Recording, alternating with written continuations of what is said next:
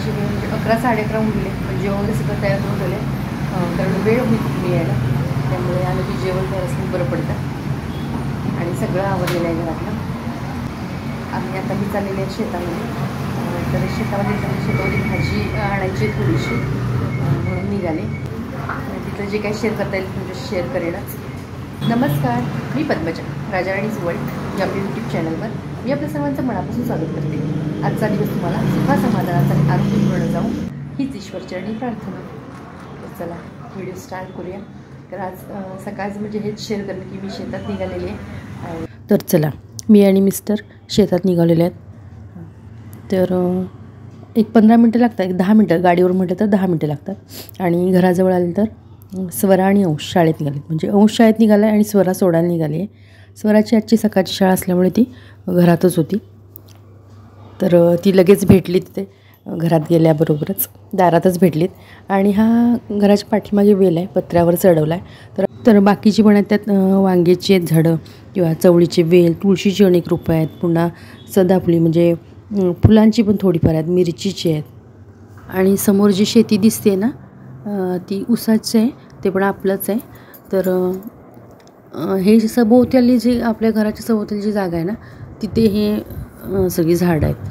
तर यावर बघा छोटंसं कोवळी असं आहे, दुधी भोपळा अनेक मिळाला तर ते पण घेतला काढून. कारण ह्याची कशी भाजी कोवळ्याची छान होते. आणि ही वांगी बघा, वांगी लागली तशी, तर ती वांगी काढायला गेलो आम्ही तिथं. तर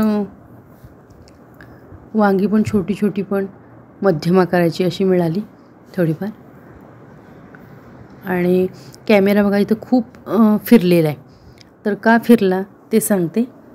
आणि इथं मग थोडंफार घेतलं. मिरच्यांची आहेत, बारीक सारीक अशी बरीचशी आहेत, सदाफुली आहे, चवळीच्या वेली आहेत, असं बरंचसं आहे. आणि आमचं गुऱ्हाळ म्हणून मी आपल्या चॅनलवर एक व्हिडिओ अपलोड केलेला आहे, त्यात दाखवलेलं आहे. पण हे तेव्हा सभोवतालचं असं एवढं हे दाखवलेलं नव्हतं. तर ही वांग्याची रोपं बघा, तुळशीची बरीचशी आहेत झाडं, अशी बरीचशी आहेत. तर त्यानंतर मी घरी आले आणि असं जेवण केलेलं होतं सकाळचे, जातानाच करून गेलेले. आणि कॅमेरा फिरला ना जे म्हटले तर त्याचं हेच कारण की माझ्या पायाला इतक्या मुंग्या चावल्या, खूप चावल्या मुंग्या. म्हणजे सुजलाच, जवळजवळ संध्याकाळी हा पाय सुजलेलाच होता. तर ते चावलेले दिसत असेल बघा. दोन्ही पायांना चालू, उजव्या पायाला जरा जास्त झालं आणि डाव्या पायाला जरा असं थोडं कमीच आहे. पण उजव्या पायाला बरंच चावल्या मुंग्या. आणि असं मग ते शेतात जाऊन असा प्रताप झाला. तर कारण मुंग्या खाली असतात ते आपल्याला कळत नाहीत. चला, तर हे मिस्टर गेलेले दुपारी बाहेर. तेव्हा मग आता पेरू ना सगळीकडे आहेत आणि भरपूर मोठे मोठे आहेत. आणि बऱ्याच वेळेला पेरू आणणं झालेलं. हर्षदाने सांगितलेले मला सीताफळ पण आणा, तर त्यामुळे दोन्ही घेऊन आले ते. आणि आता म्हटलं थोडंसं एक आले सीताफळ, बाकीची जराशी आहेत. आणि छान होती, पण सीताफळ पण छान होते आणि पेरू पण छान होते. तर म्हटलं संध्याकाळच्या वेळेला पेरूच कापूया. आणि हे आता असा मसाला ना त्यांच्याकडे असतो ना जो तयार, तो छान लागतो बघा. आपण घरात तयार केलं तर तसा नाही होत. आपण मिरची पूड वगैरे मीठ सगळं घालून बघितलं तरी ते तसं नाही होत. त्यामुळे ह्यांनी त्यांच्याकडून आणला, तर तो मसाला लावला की वेगळीच त्याची टेस्ट पण छान लागते. तर आता ह्या वेळेला मी काय केलं, ते पेरू वगैरेच कापला. म्हटलं संध्याकाळची वेळ आहे, खाऊया सगळीच. आणि कुकर लावून झालेला आहे, दिसत असेल तिकडं. आणि ही वांगी छोटी छोटी ती कट करते. आता म्हटलं ताजीच आहेत तर करावी, कारण ताजी भाजी असली कुठलीही शेतातली असू दे, पालेभाजी असली तर काय प्रश्नच नाही, इतकं सुंदर लागते मग ती. तर वांगी छोटी छोटी आहे ना ती म्हटलं भरली वांगी करावी, कारण मोठी वांगी असली कसं त्याची आमटी भाजी वगैरे ती चालते, पण छोट्या वांगीचं कसं भरलेली वांगीच केलेली छान लागतात. तर हा मसाला करून घेतलेला आहे ना, हा हिरवा मसाला करून घेतलेला आहे. इतर वेळेला मग लाल मसाल्याचं पण करते, म्हणजे कोल्हापुरी कांदा लसूण चटणी घालून ते पण करते. कधीतरी हा करते, म्हणजे चेंज जर असं बरं वाटतो एकसारखंच खाण्यापेक्षा. आणि आपण काय सारखं सारखं नाही करत भरली वांगी वगैरे. कधी आपल्याला अशी मिळाली तर म्हणजे बाजारात गेलो, बाजारात मिळाली, आता ही आम्हाला शेतात अशी छोटी छोटी मिळाली तर ह्याचं असं करायचं. तर हे भरून घेते मी, चीर देऊन घेतलेले आहेत वांग्यांना आणि वांग्यामध्ये हा मसाला भरून घेते. आणि कुकर लावला ना तर त्याला मूग आणि भात लावून घेतलेलं होतं आणि पीठही मळून ठेवलेलं होतं. मग मसाला वाटला आणि म्हटलं सुरुवात करूया, कारण एकदा तयारी असली की मग वेळ लागत नाही. तर मिक्सरमध्ये आपण मिक्सरच्या भांड्यात जेव्हा वाटतो तर त्याला काय होतं, कढईनं सगळं राहिलेला असतो मसाला, तो एकत्र सगळा करून ठेवला. हा धुतले आणि आता फोडणी टाकून घेणार आहे. तर ह्याला जरासं तेल जास्त लागतं. इतर वेळेला आपण भाजी वांग्याची साधी जेव्हा करतो ना त्याच्यापेक्षा जरासं जास्त लागतं, मग टेस्टी होते ती भाजी, असं होतं. तर कुकरमध्येच करून घेणार आहे. कसं होतं कुकरमध्ये एका शिट्टीमध्ये होतं आणि दुसरी गोष्ट म्हणजे तशीच वांगी जशी तशी आकारतो, छान राहतो तसाच.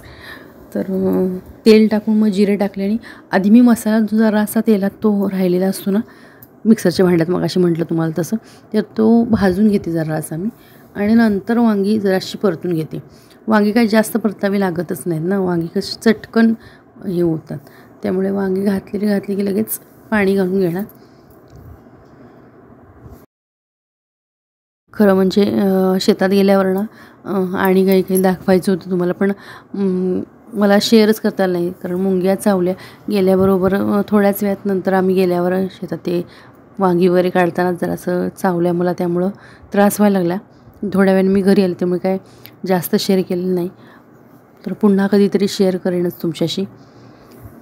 तर आता हे माझी फोडणी टाकून झालेली आहे वांग्यांची आणि मीठ टाकून घेते आत्ता आणि मग कुकर लावून म्हणजे एका शिट्टीत तोपर्यंत होतं, बाकीचं सगळं करायला आपण मोकळं होतो. आणि कुकर एकदा लावलेला असला की मग आपल्याला हेही राहत नाही असं धाकधूक की बाबा बघायला पाहिजे. कढईत टाकली किंवा भांड्यात टाकली कसं मध्ये बघत राहावं लागतं आणि आलटून पालटून हे करायला लागते. एकदा वांगी टाकली की पूर्ण व्यवस्थित शिजून निघतात.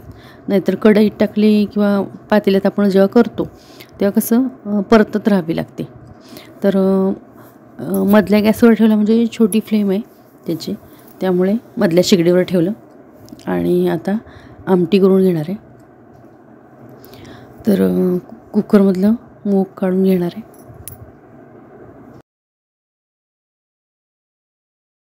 आणि भरली वांगी एकदम सुंदर झालेली होती. कारण आपल्या शेतातलं असली ती चवीला आपल्याला आणि छान लागतं बघा. कधी पण अगदी आपण कुंडीत जरी छोटं लावलेलं असलं आणि ते जरी आपल्याचं काही छोटंसं तोडून गेलं तरी छान. कढीपत्ता असू देत किंवा काय, काही जण जागा असतात ते थोडं का असं करतात, मग कढीपत्ता किंवा गवती चहा वगैरे असं लावतात. तर माझ्या इथे आता जागा नाही मला, त्यामुळे माझ्याकडे फक्त तुळसच आहे,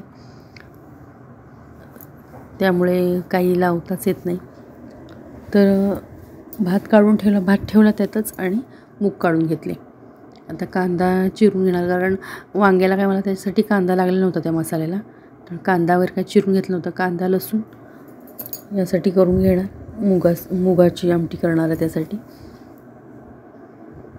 कांदा चिरून घेणार आणि लसूण पण सोलून घेणार आणि फोडणी देऊन घेणार आणि मग चपात्या करून घेईन. आणि थंडी बरीचशी आहे, खूप जणांना सर्दीचा वगैरे त्रास चालू होतं, कारण सकाळी हवाच इतकी गार असते एकदम. त्यामुळे आमच्यात पण एकेकाला झालेलं आहे, आधी मला झालेलं, नंतर हर्षदाला झालेलं, त्यामुळे एकेकाला चालू आहे तसं. आमटी टाकून घेते इथं. मुगाची उसळ जितकी छान लागते ना तितकीच आमटी सुंदर होते. तर त्याला घट्टपणा येण्यासाठी काही वस्तू घातल्या की मस्त होते आमटी. अगदी घट्ट पण नाही ठेवत, अगदी पातळ पण ठेवत नाही, मध्यमसर अशी आमटी ठेवते. आणि मसाल्याची आपली वांगी आहेतच. आणि आपण गृहिणी आता थोड्याशा निवांत झाल्यासारखं होतं बघा. दिवाळीनंतर थोड्याशा निवांत रिलॅक्स असतो, कारण श्रावणापासून जी चालू असते आपली धावपळ ते दिवाळीपर्यंत सुरूच असते आणि दिवाळीला तर जास्तच घाई उडते. आणि माझ्या इथे दिवाळीनंतर पण आम्ही कलरचं काम काढल्यामुळं त्यानंतर मला बरेचसे दिवस कामातच गेले. अजूनही थोडंफार घरात लावायचंच आहे साहित्य, थोडंफार असं लावून घेते. दगदग करून पण काम करण्यात काही अर्थ नसतो, कारण दगदग करून एखाद दिवस 2 दिवस आपण दगदग करू आणि मग 2-4 दिवस आजारी पडण्यापेक्षा मग त्यापेक्षा शिस्तीत थोडं थोडं लावलेलं बरं. कारण दिवाळीच्या आधी जर कलर काम झालं असतं तर मात्र मला काही करून पटपट लावावं लागलं असतं. त्या उलट धावपळ झाली असती. तर आता वाटतं एका दृष्टीनं बरंच झालं, कारण तेव्हा मग फराळाचं असतं, ही धावपळ असं सगळं झालं असतं. त्यापेक्षा आता मला शिस्तीत लावता तरी येतं आरामशीर, जसं पाहिजे तसं म्हणजे तेवढा वेळ घेऊन लावता येतं. नाहीतर मग घाई झाली असती. फक्त मला जास्त मात्र त्याच कामाला वेळ जास्त गेला माझा, कारण ऑलरेडी दसऱ्यात मी सगळेच साफसफाई केलेली. त्यानंतर दिवाळीचं म्हणून आणि ती लवकर काढलीच नव्हती, कारण कलर काम करायचं म्हणून ठेवलेलं. तर ते काय पावसामुळे पुन्हा आम्ही म्हटलं पुढे ढकललं. तर त्यामुळे थोडंफार तेव्हा पण केलेली आणि पुन्हा कलर काम झालं पुन्हा आणि करावं लागलं. असं ते चालूच आहे. तर आमटीची ते फोडणी देऊन झालेली आहे माझी. आता आमटी फोडणी देऊन झाली आहे, तर ती एका बाजूला ठेवणार आणि लगेच चपात्या करून घेणार. पुढे जाऊन मी जेवणाचं ताट दाखवलेलं आहे. तर त्यामध्ये दही आहे. तर साहेबांच्या ताटाचं म्हणजे मिस्टरांच्या ताटाचं मी शूट केलेलं आणि दही आहे.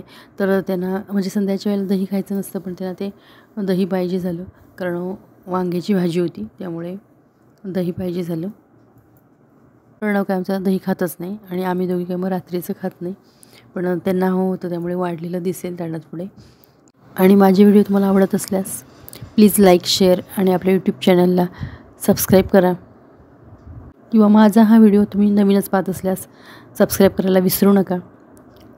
तर चपाती झाल्यावर आम्ही लगेच जेवायला बसलो आणि जेवण झाल्यावर नंतर मग मुलांना आणि मला हळद घालून दूध घेतलं, कारण आता थंडी चालू झाली आणि सर्दी होऊन गेलेली आहे. त्यामुळे खोकला वगैरे होतो, त्यामुळे थोडंसं हळदीचं दूध मध्ये घेतलं तरी चालतं. इतर वेळेला मुलं बोर्नविटा वगैरे टाकून पितच असतात, पण थंडीच्या दिवसात असं हळदीचं दूध मध्ये द्यायला हरकत नाही.